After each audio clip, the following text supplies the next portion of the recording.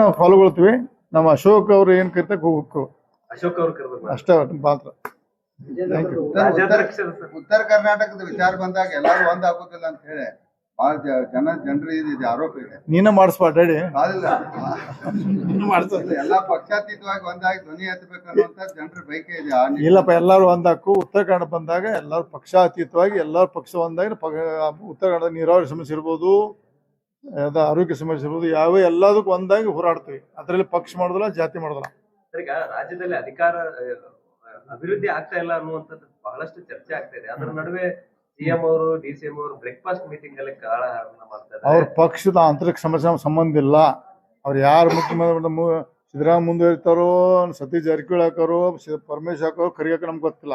ಯಾರು ಬಂದು ದೇವ್ರಿಗೆ ಒಳ್ಳೆ ಕೆಲಸ ಮಾಡ್ತಾ ಅವ್ರಿಗೆ ನಮ್ಮ ಮನವಿ ಮಾಡ್ಕೋತೀವಿ. ಅಭಿವೃದ್ಧಿನೇ ಇಲ್ಲ ಸರ್. ರೈತರೆಲ್ಲ ಬೀದಿಗೆ ಹೋರಾಟ ಮಾಡ್ತಾ ಇದ್ರೆ ಅವ್ರ ಬಗ್ಗೆ ಕಾಳಜಿ ಮಾಡ್ತಾ ಇಲ್ಲ. ಇನ್ನೊಂದ್ ಕಡೆ ಇವರು ಮೀಟಿಂಗ್ ಮಾಡ್ಕೊಂಡು ಅಧಿಕಾರ ಸಲುವಾಗಿ ಕಿತ್ತಾಡ್ತಾ ಇದ್ದಾರೆ. ಅದು ಜನ ಇನ್ನು 28 ತೋರಿಸ್ತಾರ. ಜನರ ಕೈಯಾಗ 5 ವರ್ಷ ಹೋಗಿ ಸಿಗಬೇಕಲ್ಲ, ಹೋಗಿ ಅಲ್ಲಿ ಜನ ಉತ್ತರ ಸರ್ಕಾರ ಸುಸೂತ್ರವಾಗಿ ನಡೀತೈತೆ.